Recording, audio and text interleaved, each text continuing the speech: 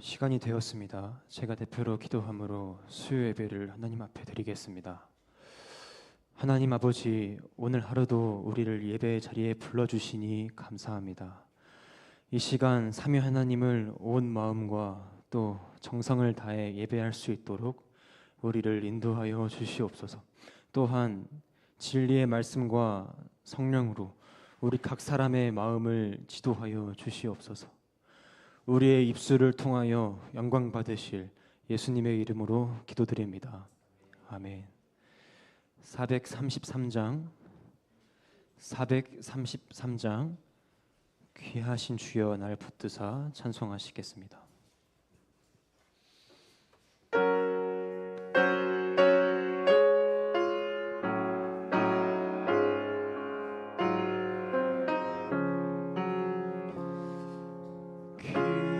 귀하신 주여 날 붙드사 주께로 날마다 더 가까이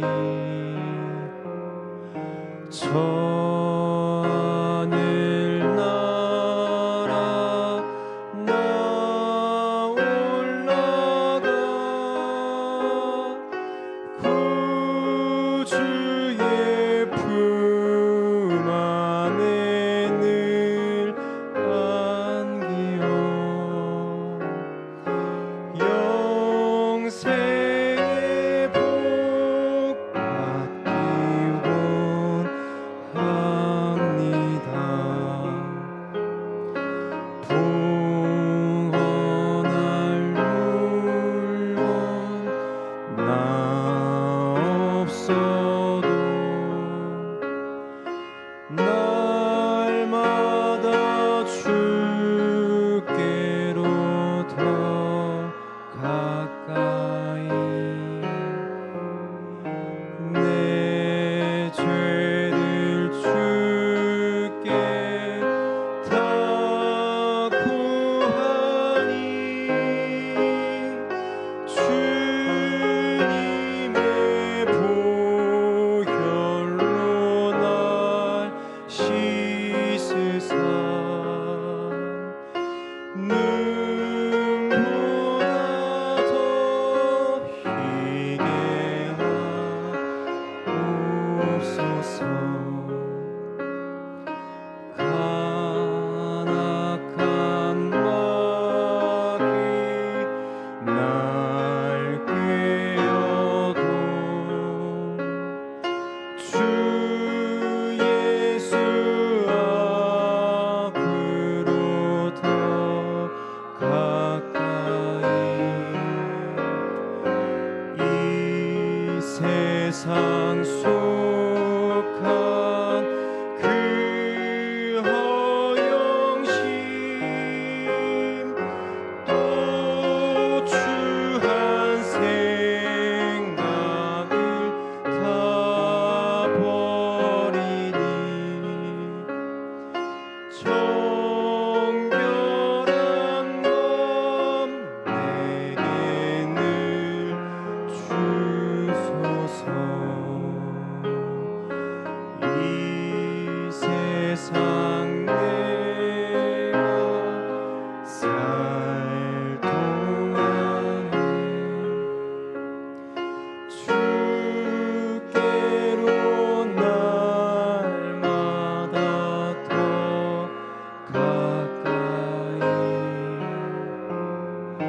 저 배는 천국 나 들어가 한없는 복락을 다 얻도록 풍성한 은혜를 주옵소서.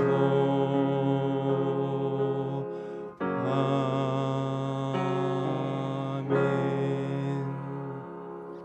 찬송가 200장 찬송가 200장 달고 요한 말씀 찬송하겠습니다.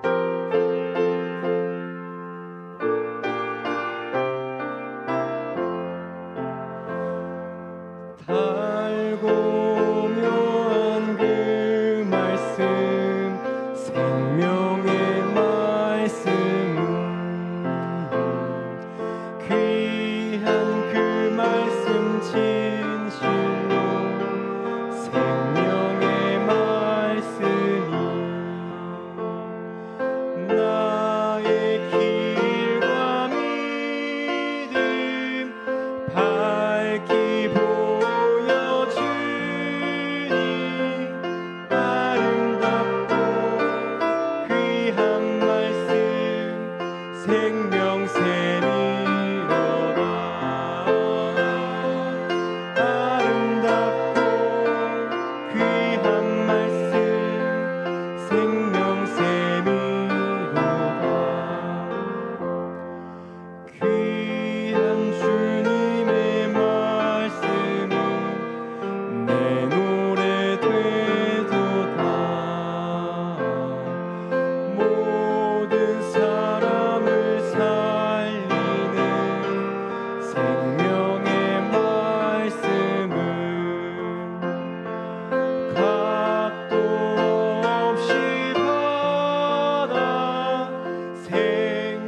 생명길을 가니 아름답고 귀한 말씀 생명샘이로다. 아름답고 귀한 말씀 생명샘이로다. 널리 울리어 퍼지는 생명의 말씀은 마음의 용서와 평안을 골고루 주나니 다만 예수 말씀 듣고 복을 받네. 아름답고 귀한 말씀 생명샘이로다. 아름답고 귀한 말씀 생명샘이로다.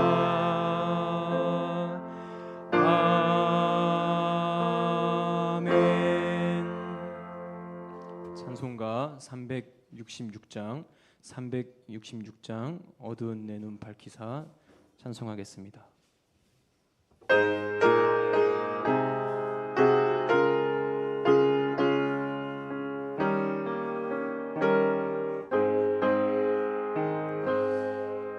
어두운 내 눈 밝히사 진리를 보게 하소서. 진리의 열쇠 내게 주사 참빛을 찾게 하소서. 깊으신 뜻을 알고자 엎드려 기다리오니 내 눈을 뜨게 하소서. 성령이여 막혀진 내 귀 여시사 주님의 귀한 음성을 이 귀로 밝히 들을 때에 내 기쁨 한량 없겠네. 깊으신 뜻을 알고자 엎드려 기다리오니 내 귀를 열어주소서. 성령이여 봉해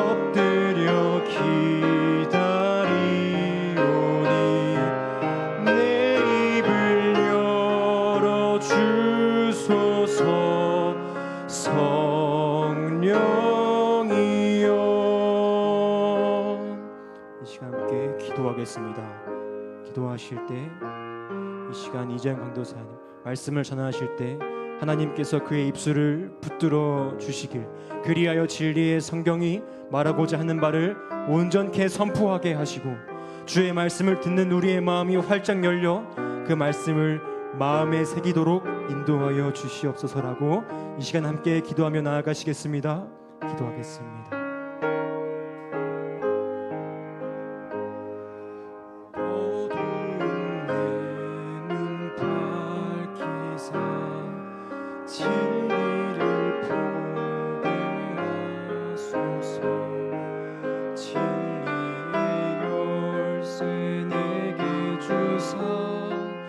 잠빛을 찾게 하소서. 기쁘신 뜻을 알고자 엎드려 기다리오니 내 눈을 뜨게 하소서.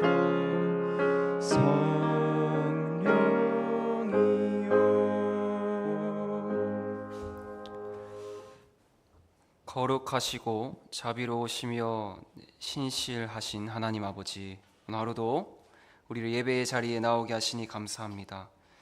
하나님께서 우리에게 베푸신 그 구원의 경륜 가운데 삼위 하나님의 아름다우심을 날마다 알아가는 은혜를 허락하시고, 또 그 가운데 하나님으로 말미암아 기뻐하며 감사할 수 있는 그런 은혜가 우리에게 넘쳐 흐르기를 기도합니다.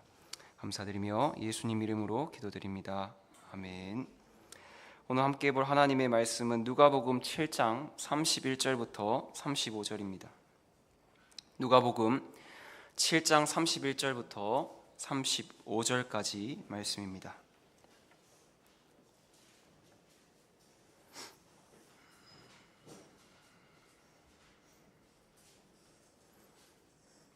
한 절씩 교독하겠습니다. 또 이르시되 이 세대의 사람을 무엇으로 비유할까? 무엇과 같은가? 아이들이 장터에 앉아 서로 불러 이르되 우리가 너희를 향하여 피리를 불어도 너희가 춤추지 않고 우리가 곡하여도 너희가 울지 아니하였다 함과 같도다. 세례 요한이 와서 떡도 먹지 아니하며 포도주도 마시지 아니하매 너희 말이 귀신이 들렸다 하더니, 인자는 와서 먹고 마시매 너희 말이 보라 먹기를 탐하고 포도주를 즐기는 사람이요 세리와 죄인의 친구로다 하니, 지혜는 자기의 모든 자녀로 인하여 옳다함을 얻느니라. 아멘.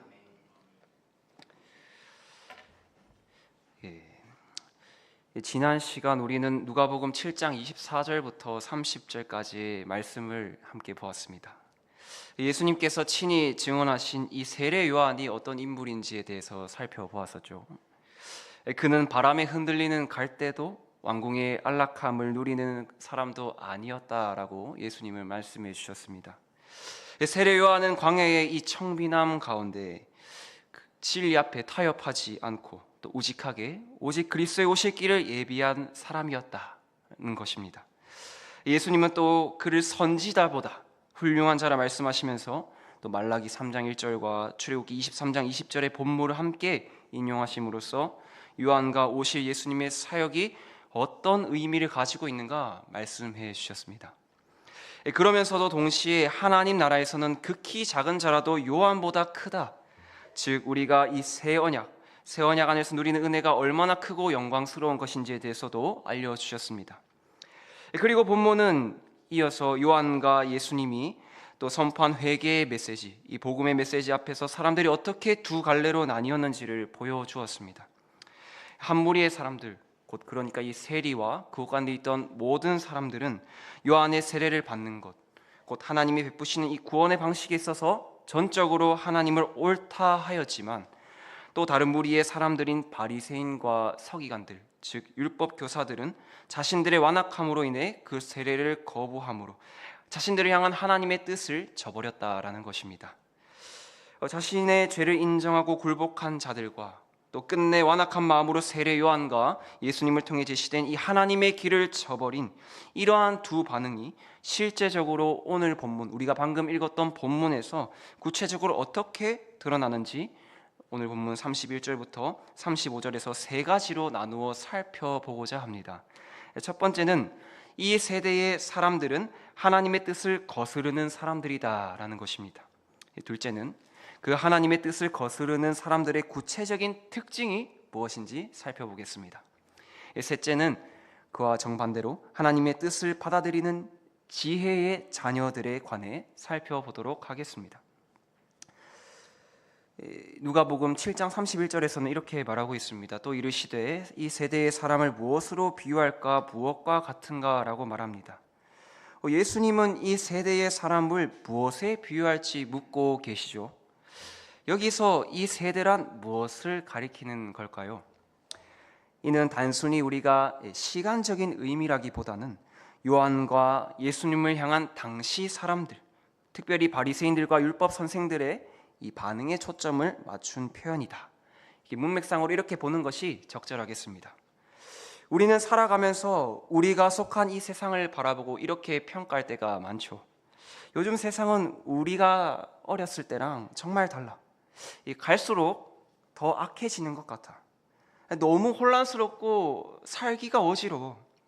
전통적인 가치를 무시하고 또 진리보다 각자의 취향과 감정을 쫓아가는 시대를 바라보며 때때로 염려하면서도 그러한 방식으로 우리가 사는 지금의 세상을 평가하고는 합니다. 마찬가지로 예수님은 이 세대의 사람들을 무엇과 비교하심으로써 이 세대는 이러해, 이 세대는 이러하다라는 것을 보여주고자 이와 같이 말씀하신 것입니다. 그렇다면 이 세대는 정확히 무엇을 의미하는 것일까요? 이 본문의 근접한 문맥에서 예수님은 바리새인과 율법 교사들을 향해 이 표현을 사용하십니다. 이것으로 미루어 볼 때 이 세대는 긍정적인 의미가 아닌 부정적인 의미로 사용된 표현임을 알 수 있습니다. 또 예수님은 구약의 맥락을 가져오셔서 이 세대라는 말이 담고 있는 이 이미지를 좀 더 구체적으로 말씀해 주시고자 하신 것으로 보입니다. 신명기 32장 5절과 20절을 보면은 하나님은 광야에서 이 불신과 불순종으로 심판받은 이스라엘을 향해 이 패역한 세대, 믿음이 없는 자녀들이라고 부르십니다. 또 예레미야 7장 29절 역시 하나님의 진노와 심판이 임박한 이스라엘을 향해 여호와께서 그 노하신 바 이 세대를 끊어버리셨다라고 말합니다. 이처럼 구약에서 이 세대라는 표현은 하나님의 은혜와 인도하심을 받았음에도 불구하고 반복적으로 불순종하고 배도하는 이스라엘의 모습, 그리고 그로 인해 임하는 하나님의 심판을 가리키는 말로 사용되었다라는 것입니다. 이로보건대 이 세대의 사람들은 하나님 앞에서 완고하고 목이 곧은 자들이다. 교만함으로 하나님의 뜻을 거스르고 그 은혜를 거부하며 배척하는 사람들이라는 것입니다. 유대의 종교 지도자들과 그와 같은 무리를 가리키는 것이죠. 곧 하나님의 구원 방식을 거부하는 사람들을 가리켜 이 세대의 사람들이다라고 지금 누가는 말하고 있습니다. 예수님이 이렇게 말씀하고 계시는 것이죠.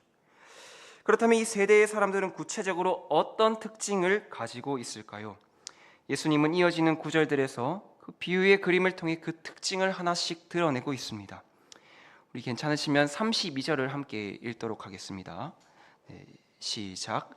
그런데 아이들이 장터에 앉아 서로 불러 이르되 우리가 너희를 향하여 피리를 불어도 너희가 춤추지 않고 우리가 곡하여도 너희가 울지 아니하였다 함과 같도다. 아멘. 예수님은 32절에서 이 세대의 사람들이 어떤 모습인지를 하나의 비유를 통해서, 하나의 그림을 통해서 알려주고 계십니다. 장터, 곧 이 장터는 시장을 의미하죠. 시장은 물건을 사고 파는 그러한 거래가 활발히 이루어지는 곳입니다. 그런데 시장도 또 쉬는 날이 있겠죠. 그 쉬는 날에 잠시 멈추고 쉬는 날이면은 이 시장은 마치 빈 공터처럼 넓게 트인 공간이 되었습니다. 그러다 보니 많은 아이들이 요즘으로 말하면 요즘에는 저희가 아이들이 소꿉놀이를 하는지는 잘 모르겠습니다. 근데 이 소꿉놀이와 같은 놀이를 하거나 마음껏 뛰어놀기 위해 그 시장의 빈 공터로 마을의 아이들이 다 모여들었다라는 것입니다. 부모나 자주 마주치던 어른들의 말투와 행동을 우리가 어렸을 때 한 번씩 다 따라 해본 적이 있죠. 네. 그러한 것과 마찬가지로 그 시대의 아이들, 이 시대의 아이들도 길거리에서 흔히 보던 결혼식과 장례식을 그대로 따라하며 놀이거리로 삼아 즐기곤 했습니다. 32절에는 이 놀이 속 두 부류의 아이들이 등장합니다. 한쪽은 피리를 부는 아이들이고 또 한쪽은 곡소리를 내는 아이들입니다. 이 피리 연주는 그리스 로마 사회에서 결혼식 분위기를 한껏 축제 분위기로 띄우기 위해 사용되었던 것입니다. 반면에 곡소리는 장례식에서 슬픔과 애도를 표현하는 소리였던 것이죠. 그런데 아이들이 피리를 불어도, 이 곡소리를 내어도 이 상대편 아이들, 이 반대쪽에 있는 이 아이들은 아무런 반응을 하지 않습니다. 춤도 추지 않고 울지도 않습니다. 이 결혼식 놀이도 장례식 놀이도 아무런 관심이 없어서 시들시들해져 버려서 아무것도 하고 싶지 않은 그런 아이들. 그 무엇을 제안해도 야 이거 같이 한번 해보자 이렇게 말을 해도 시큰둥하게 앉아만 있는 이 아이들의 모습, 이것이 바로 예수님이 지금 그려주고 계시는 이 세대의 사람들의 첫 번째 특징입니다. 이러한 마음은 무엇으로도 만족하지 못하는 그러한 마음과도 같습니다. 이런 모습은 비단 그 시대의 아이들만의 이야기가 아닙니다. 오늘날 우리 주변 사람들 가운데서도 어떤 말씀을 들어도 이 돌처럼 딱딱하게 굳어버린, 좀처럼 움직이지 않는 그러한 사람들이 있습니다. 누군가 열정적으로 은혜를 나누어도 시큰둥한 반응을 보이고, 누군가 진지하게 죄를 돌아보고자 해도 무덤덤한 그 어느 곡조에도 반응하지 않는 마음입니다. 그리스도인이라 불리면서 정작 하나님의 어떤 말씀 앞에서도 반응하지 않고 울지도 않는 이들이 우리 주변에 결코 적지 않다는 사실을 우리는 자주 목격하곤 합니다. 더 노골적으로 들여다보면 이런 마음은 우리 자신들에게도 발견될 때가 있습니다. 만약 누군가 세상과 거리를 두고 조용히 절제된 신앙생활을 한다면 사람들은 그를 향해 너무 배타적이고 조금 더 부침성을 가지고 더 가까이 가야 되는 거 아니야. 세상과 거리를 두고 조용히 이렇게 절제된 신앙생활을 한다면 고지식하고 스스로 의롭게 여긴다고 수군거립니다.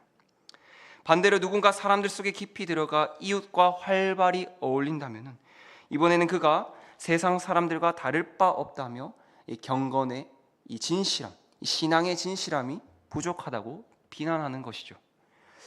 결국 우리가 무엇을 하든 그러니까 트집을 잡을 구실은 언제나 존재하는 것입니다. 이것이 바로 32절이 그리는 이 세대의 사람들의 구체적인 특징이라는 것입니다. 어떤 곡조를 들려주어도 반응하지 않는 것, 애초에 반응할 마음 자체가 없는 것입니다. 너는 너대로 이야기를 해봐라, 어떻게 해봐라, 나는 절대로 반응하지 않겠다라는 이러한 마음을 보여주고 있는 것입니다. 그렇다면 이 방관자들은 이 곡소리로 다가온 이 아이에게 어떻게 반응했을까요? 그리고 이 곡소리 하는 아이는 오늘 본문에서 구체적으로 누구를 가리키는 것일까요?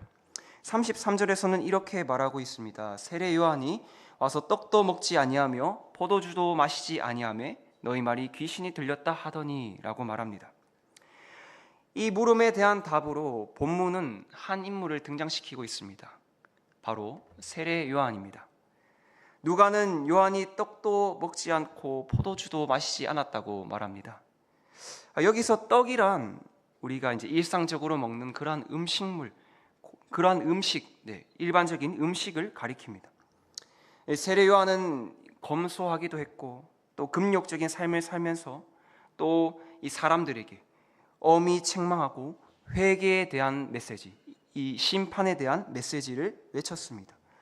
이것은 마치 눈물을 흐르끼며 부르는 그런 애가와 같았습니다.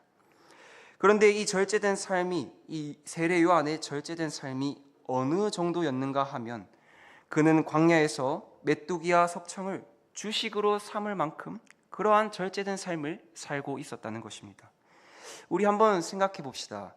우리가 일반적으로 메뚜기와 꿀만 가지고 주식을 삼는다면 이 세상에서 누려야 할 많은 것들을 포기해야 한다고 생각하는 것은 어찌 보면 당연한 것입니다. 이러한 요한의 절제된 삶은 하나님께 구별된 선지자로서 그의 사명과 함께 갔다, 일치했다라는 것입니다. 그는 삶 자체로 임박한 심판과 하나님의 임박한 심판과 회개의 절박함을 보여주었던 것입니다. 또한 요한의 이러한 금욕적인 삶은 처음부터 예고된 것이었습니다. 누가복음 1장 15절에서 천사 가브리엘은 요한이 태어나기도 전에 그가 포도주나 독한 술을 마시지 아니할 것이라고 이미 말한 바가 있었죠. 이는 구약에서의 우리가 잘 알던 나실인인 삼손이나 사울과 같이 태어나면서부터 하나님께 구별되어 바쳐진 사람, 이는 구약의 나실인적 구별과 헌신을 떠올리게 하는 그런 모습인 것입니다. 여기서 우리가 알 수 있는 것은 요한의 절제된 삶 자체가 곧 하나님께서 그를 자신의 사역을 위해 특별히 세우셨다, 특별히 부르셨다는 증거라는 것입니다. 그렇게 요한은 하나님께서 친히 세우셔서 그분의 사역을 감당하게 하신 사람이었습니다. 그러나 이 세대의 사람들은 요한의 금욕적인 삶이 이 다가올 하나님의 진노와 심판 앞에서 회개해야 할 절박함을 보여주는 표적임을 무시했습니다. 도리 하나님의 뜻을 저버리고 거역한 그들은 요한을 향해 귀신 들린 자라고 말합니다. 사람들은 요한이 음식을 먹지 않고 또 술을 마시지 않는 그러한 모습을 보면서, 이 포도주를 마시지 않는 그러한 모습을 보면서 그를 미친 사람 내지는 심지어 귀신 들린 사람이라고 그렇게 조롱하였습니다. 이는 요한을 통해 일하시는 하나님을 무시하는 것이죠. 하나님이 행하신 일을 거역하며 배척하는 완악한 마음을 여실히 드러내고 있는 것입니다. 이처럼 요한은 곡소리로 이 세대를 장례식에 초청하였지만 그들은 아무런 반응을 하지 않았습니다. 울지 않았습니다. 그렇다면 이 피리를 불며 이들을 혼인잔치로 초청한 이는 또 누구입니까? 또 한번 살펴보도록 하겠습니다. 34절에서는 이렇게 말합니다. 인자는 와서 먹고 마시매 너희 말이 보라, 먹기를 탐하고 포도주를 즐기는 사람이요 세리와 죄인의 친구로다 하니. 여기서 인자는 예수님을 말하는 것입니다. 예수님은 요한과 뚜렷하게 대조되는 이 인물로서 그렇게 등장하고 있습니다. 예수님은 요한과 달리 일상적인 식탁 생활에 참여하셨고 또 세리와 죄인들의 자리로 찾아가셔서 그들과 함께 먹고 마셨습니다. 요한이 이 절제된 삶, 이 금욕적인 삶으로 회개와 심판을 외쳤을 때에 귀신 들렸다면서 무시당하고 배척당했다고 한다면은 이제 예수님은 그와는 정반대로 죄사함의 은혜와 풍성한 잔치의 삶으로 죄인들과 함께 하시는 모습으로 오셨다라는 것입니다.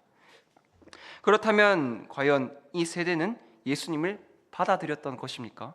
적어도 요한과 좀 다른 삶, 반대되는 그러한 삶의 모습을 보여주고 있으니까 이 세대는 그럼 예수님을 받아들였던 것입니까?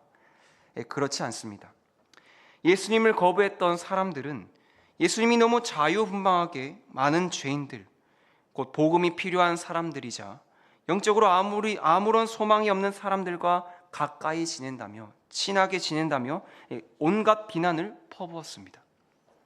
사실 바리새인들과 율법 선생들의 이 날이 선 말은 단순한 험담 정도가 아니라 이 살육까지도 감행할 수 있는 이 심각한 의미를 담고 있었습니다. 신명기 21장 20절부터 21절을 보면 이와 비슷한 행위는 돌로 쳐 죽이는 형벌을 받을 수도 있었기 때문입니다. 이 바리새인들의 이 예수님을 향한 던진 비난, 곧 먹기를 탐하고 포도주를 즐기는 자라는 표현은 이 신명기 본문에서 이 패역한 아들을 고발할 때 쓰이는 방탕하며 술에 잠긴 자라는 표현을 자연스럽게 떠올리게 해줍니다. 이들의 비난, 그들의 비난은 단순한 험담이 아니었습니다. 예수님께 율법이 정죄하는 패역하고 방탕한 자의 이미지를 더 씌우는 심각한 모욕이었다라는 것입니다. 그러나 이러한 위협적인 비난 속에서도 예수님은 죄인들을 구원하시고 그 죄를 사하시기 위해 도리어 그들에게로 찾아오셔서 함께 잔치하며 먹고 마셨습니다. 여기서 우리는 이 세대가 얼마나 자기 모순적인 잣대를 들이대고 있었는지를 보게 됩니다. 요한이 왔을 때는 그가 너무 엄숙하고 무겁다며 좀 더 밝고 사람들이 듣기에 편안한 메시지를 원한다고 또 불평했습니다. 그런데 정작 그들이 요한에게서 바랬던 모습으로 삶을 사시던 예수님을 보자 이번에는 그가 너무 가볍고 흥청거린다며 좀 더 진지하고 또 근엄한 태도를 요구했던 것입니다. 결국 이들이 진짜 원했던 것은 이 세례 요한이 말했던 이 회개와 심판의 메시지나 또 예수님이 말씀하셨던 그런 죄사함의 은혜의 복음의 메시지가 아니라 자신들의 입맛에 맞게 만들어진 그러한 말에 불과했을 뿐입니다. 요한도 예수님도 그들이 원하는 것에 맞춰 드리지 않으셨기 때문에 똑같이 배척을 당하고 만 것입니다. 돌아보면 이 세대의 사람들의 변명은 언제나 준비되어 있었습니다. 회개하라는 요한의 메시지 앞에서는 그 요구가 너무 엄격하다고 비판했고 비난했고, 은혜와 용서를 전하는 예수님의 메시지 앞에서는 그것이 너무나 쉽고 안일한 가르침이라고 외면했습니다. 요한은 지나치게 세상과 떨어져 있다고 비난받았고, 예수님은 지나치게 세상과 가깝다고 비난받았습니다. 결국 문제는 요한이나 예수님의 방식에 있지 않았습니다. 애초에 자신의 죄를 인정하고 하나님께로 돌이키고 싶지 않은 마음, 그것이 모든 이 비난의 뿌리였던 것입니다.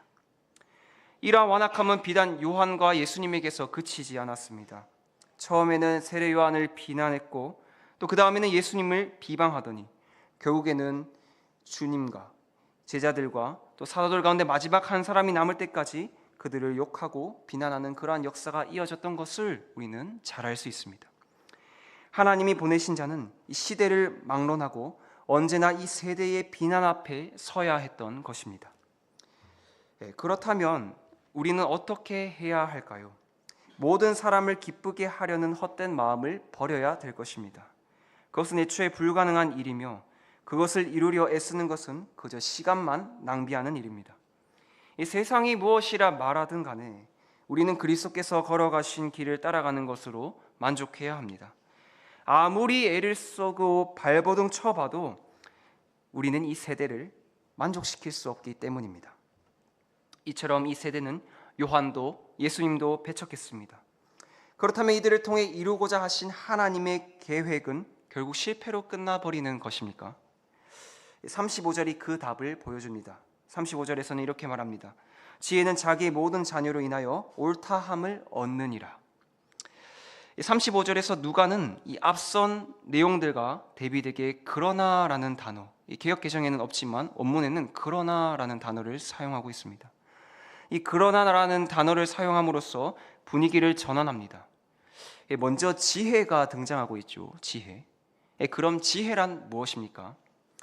어떤 상황 가운데서도 적시적소에 맞게 알맞은 말과 또 판단, 행동과 같은 것을 의미하는 것입니까? 이렇게 지혜를 세상이 말하는 처세술이나 상황 판단력 정도로 이해한다면 오늘 본문이 말하는 지혜는 좀처럼 손에 잡히지가 않습니다.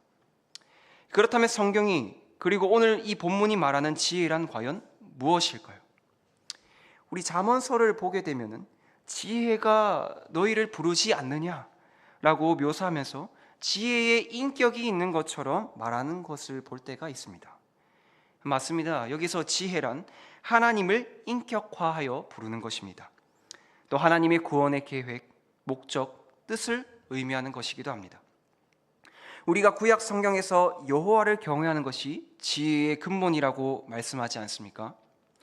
곧 하나님이 행하시는 모든 일에 있어서 그것을 인정하고 그것을 신뢰하고 받아들이는 것입니다.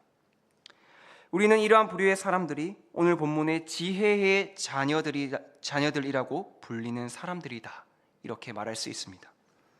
이러한 사람들을 통하여 하나님의 영광이 또 하나님의 지혜가 드러나게 될 것입니다. 35절에서 또 옳다함을 얻는다라는 단어가 나오죠. 앞서 29절에서 이 많은 백성과 세리들이 요한의 세례 앞에 하나님을 옳다하였다고 할 때 쓰였던 것과 똑같은 단어입니다. 곧 하나님의 지혜, 하나님의 요한과 예수님을 통해 행하신 그 방식이 참으로 옳았다는 것이 그것을 받아들인 사람들의 삶을 통해서 그대로 열매로서 드러나게 된다라는 것입니다. 이 말씀은 문법적으로 볼 때도 그 순간 한 번으로 끝나는 사건이 아니라 시대를 초월해 지금 우리에게도 동일하게 적용되는 변함없는 원리로 주어진 것입니다. 이 세대의 사람들, 곧 바리새인들과 율법 교사들은 요한도 예수님도 배척했습니다. 그렇다면 그들을 통해 이루고자 하신 하나님의 계획은 실패로 끝난 것입니까? 결코 그렇지 않습니다.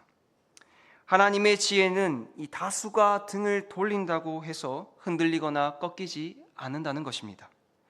비록 그 수는 많지 않을지라도 요한의 세례, 곧 하나님이 구원을 베푸시는 방식을 받아들이고 예수님의 가르침과 사역이 이 참되다는 것을 인정하는 사람들이 있었죠. 이들이 바로 지혜의 자녀들입니다.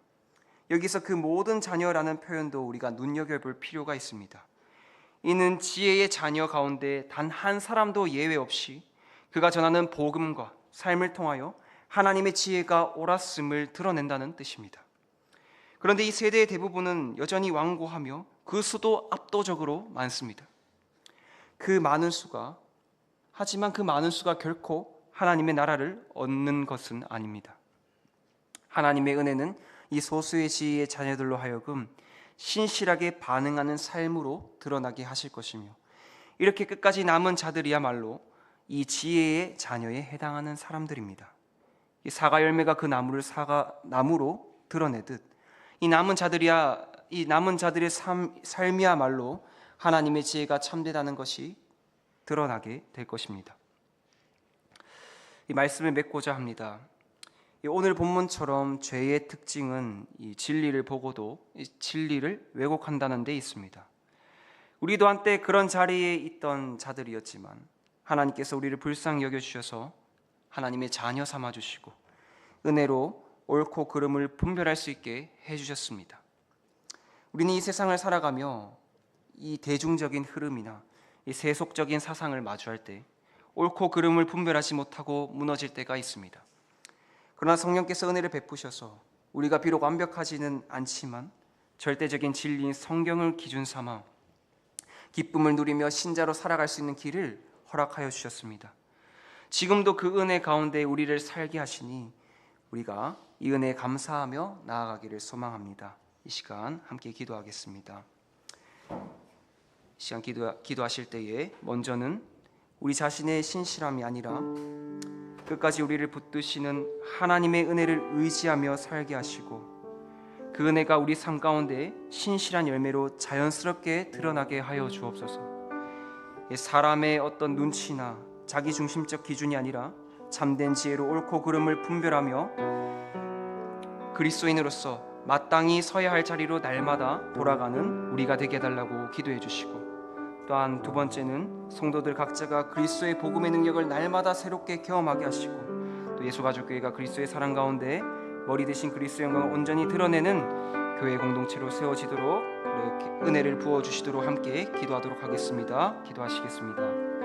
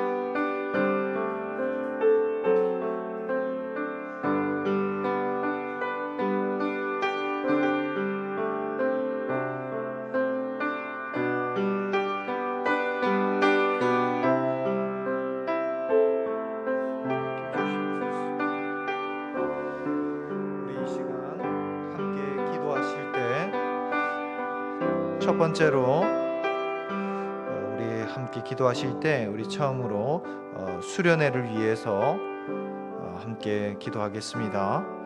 수련회를 위한 기도.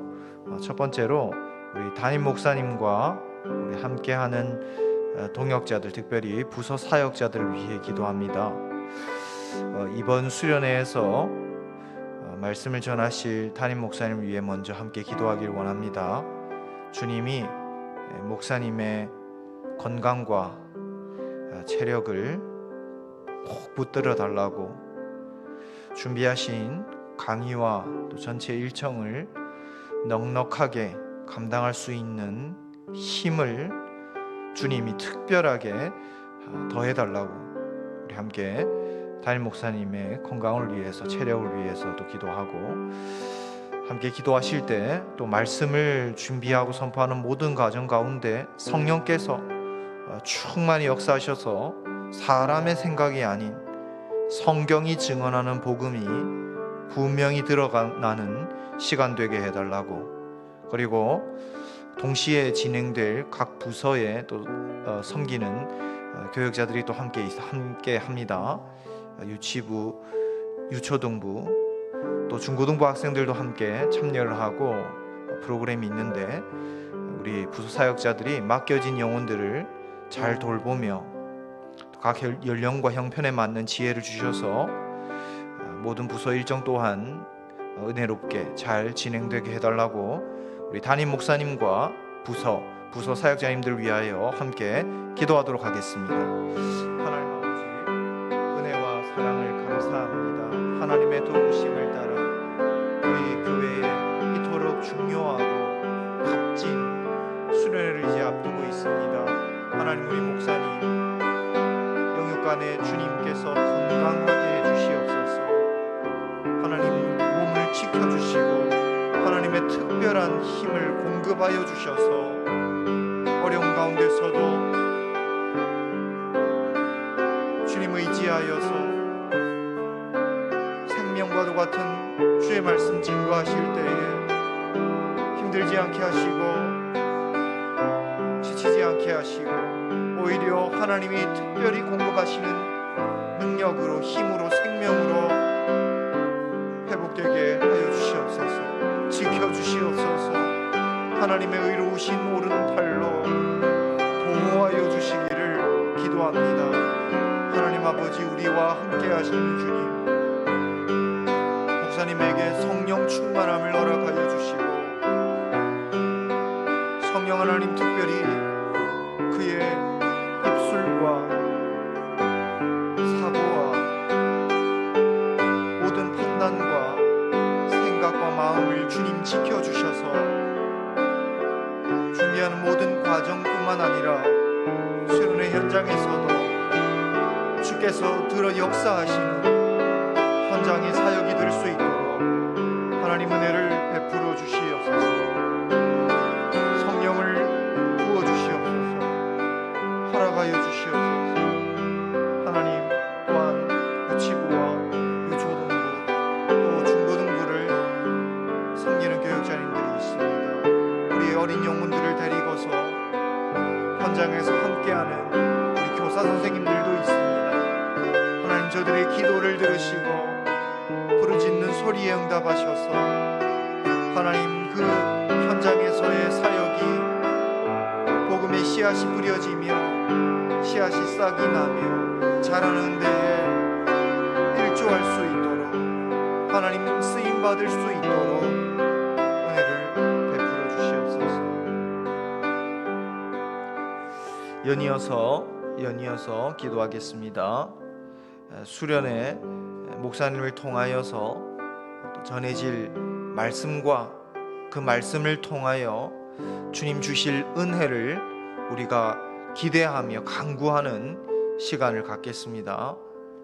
은사를 넘어 사랑으로라는 주제 아래 진행되는 예배와 사랑, 영혼의 발견에 관한 말씀을 통해서 우리 모두가 특별히 고린도전서 13, 14장을 중심으로 하는 이 설교 말씀을 통해서 사랑의 길을 더욱 분명히 배우고 온 교회가 하나 될 수 있게 우리 함께 기도합니다. 모든 성도의 마음을 주님 부드럽게 하여 주옵소서.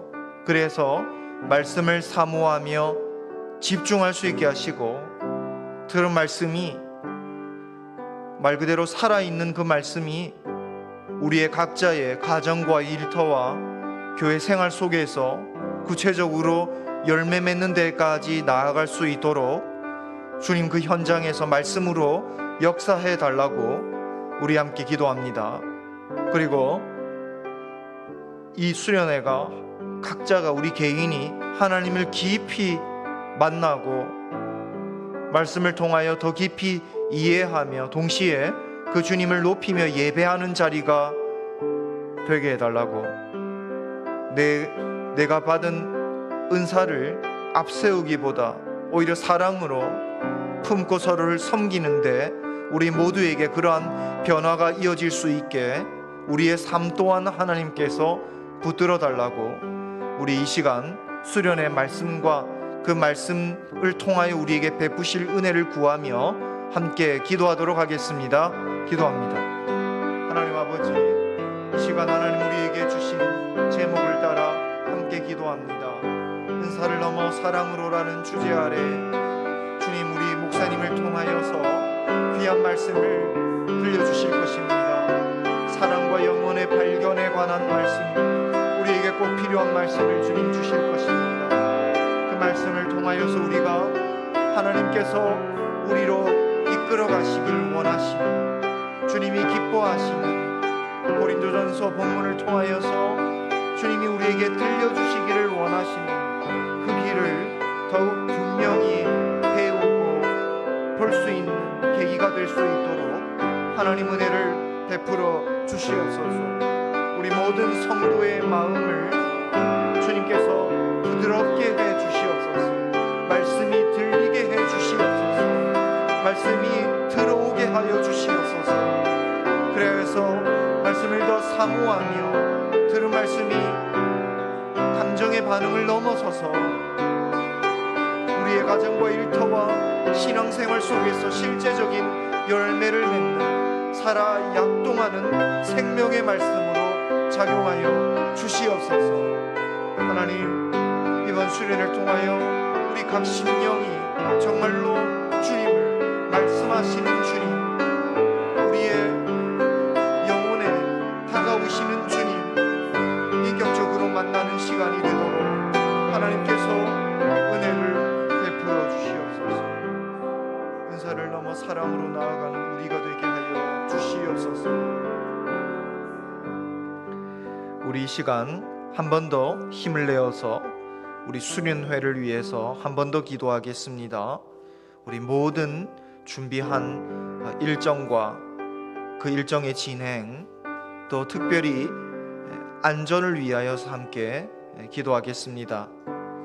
출발하는 시점부터 돌아오는 때까지 특별히 우천이 예고되어 있는데, 비가 예고되어 있는데 모든 차량과 차량의 이동을 주님께서 보호해 달라고, 운전하는 이들에게 건강과 집중력 더해 주시고 사고 없이 우천길에 잘 갈 수 있도록, 또 사흘 동안 진행되는 프로그램들 있습니다. 숙소 생활이 있고 식사와 집회와 부서별 프로그램 등 모든 일정이 질서 있게 주님 이루어지도록, 그래서 하나님 영광 가운데서, 하나님 은혜 가운데서 무난하게 잘 진행되도록 필요한 환경, 물품을 주님 빠짐없이 채워주시고, 또 수고하는 봉사자와 준비위원들에게 기쁨과 감사를 더해달라고, 끝으로 예기치 못한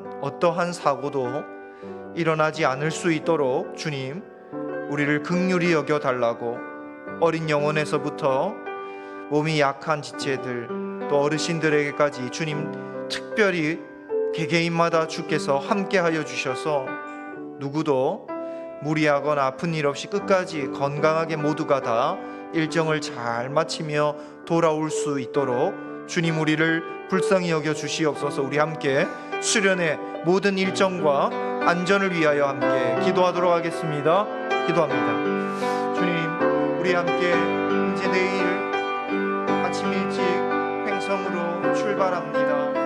하나님, 비가 오는 것으로 알고 있는데 오며 가며 하나님 비를 맞으며 운전해야 되는 운전자들이 있습니다.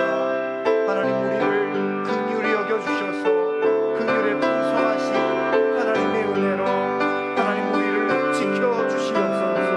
안전하게 당도하고 기쁨으로 수련회를 참석하고 또 기쁨으로 돌아올 수 있도록 무사히 돌아올 수 있도록 하나님 길을 지켜주시며 운전하는 손길을 주님 붙들어 주시옵소서.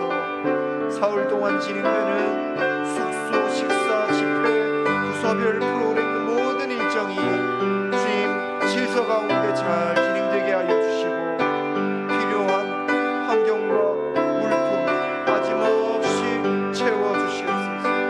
수고하는 봉사자들이 있습니다. 입에 불평과 원망과 빈잔보다 감사와 기쁨과 기대의 말이 더 넘치게 하여 주시옵소서. 성령께서 봉사하고 준비하는 모든 손길에 마음을 지켜주시옵소서. 무더위가 있고 또 우천이 있고 여러가지 예기치 못한 일들이 기다리고 있을 수 있습니다. 그 가운데서도 하나님 우리가 침착함과 평정심을 잃지 않게 하여 주시고 모든 성도를 주님 은혜 가운데서 지켜주시기를 주여 간구하오니 우리를 불쌍히 여겨 주시옵소서.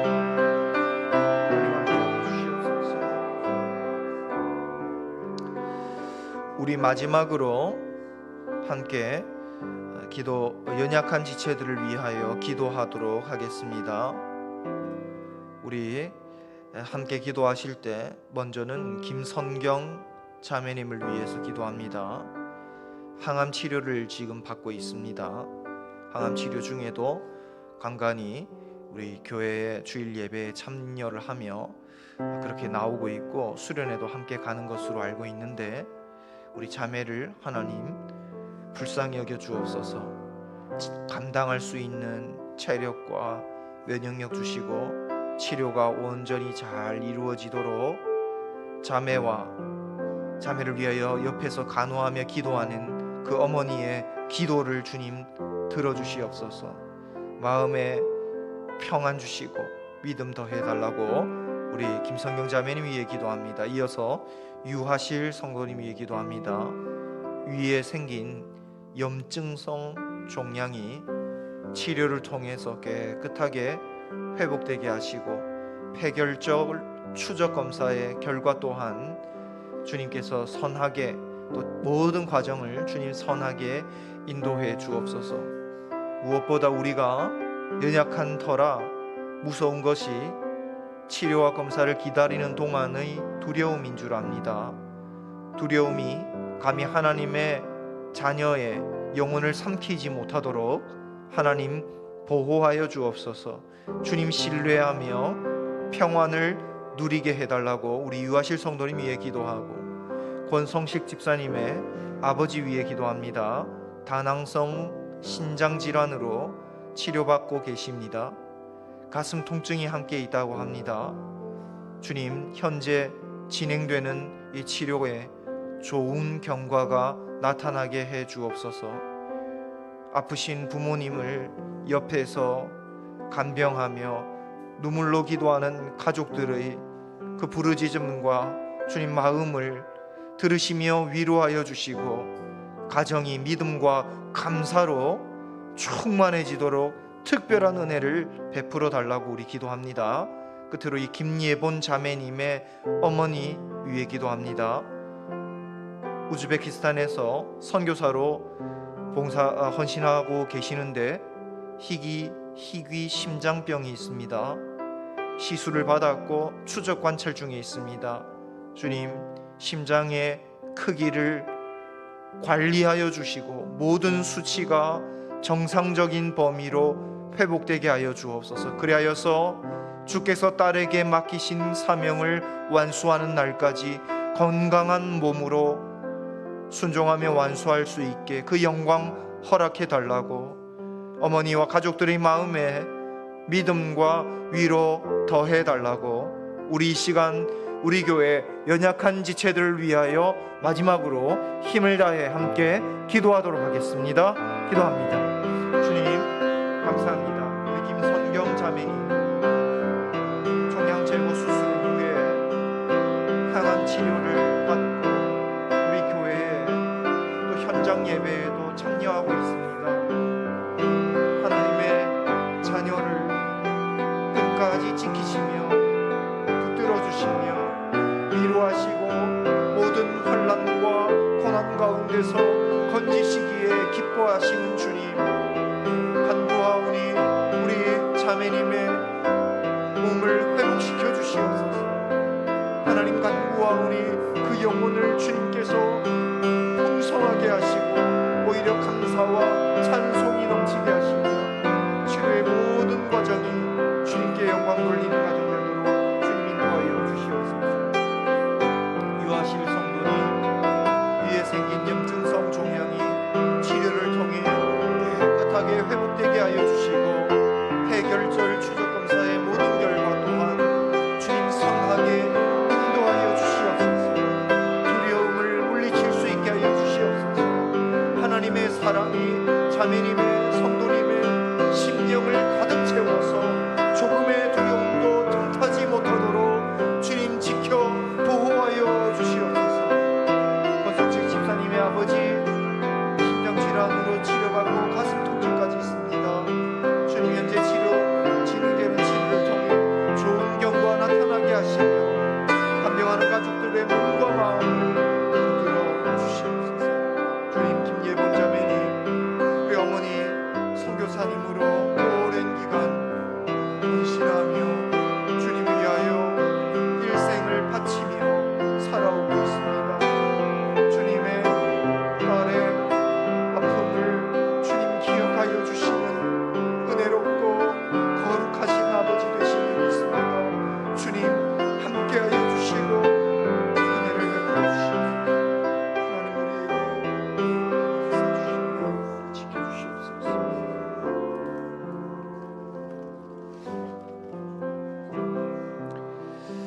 기도하겠습니다. 하나님 아버지 감사합니다. 말씀을 통해 이 세대 사람의 본 모습을 보게 하셔서 또한 그와 같은 참 어리석고 답답한 모습이 우리 안에도 있음을, 주님의 말씀에 대한 무관심과 오해가 있음을 보게 하시니 주님 감사합니다.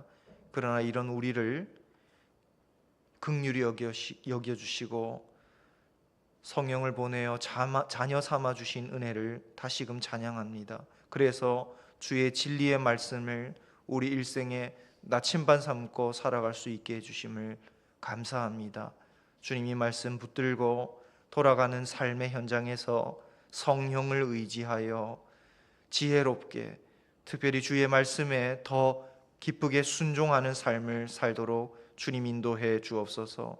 내일부터 진행되는 수련회가 이와 같은 말씀과 더 가까워지는 한 걸음 더 나아가게 되는 좋은 계기와 기회가 되도록 하여 주시고 담임 목사님 특별히 주님 은혜를 베풀어 주시옵소서. 이 모든 말씀 예수님 이름으로 기도드립니다. 아멘. 기도회를 마쳤습니다. 개인적으로 기도하실 분들은 계속해서 기도하시고 교제 나누실 분들은 북카페에 간식이 준비되어 있으니 교제 나누시길 바랍니다.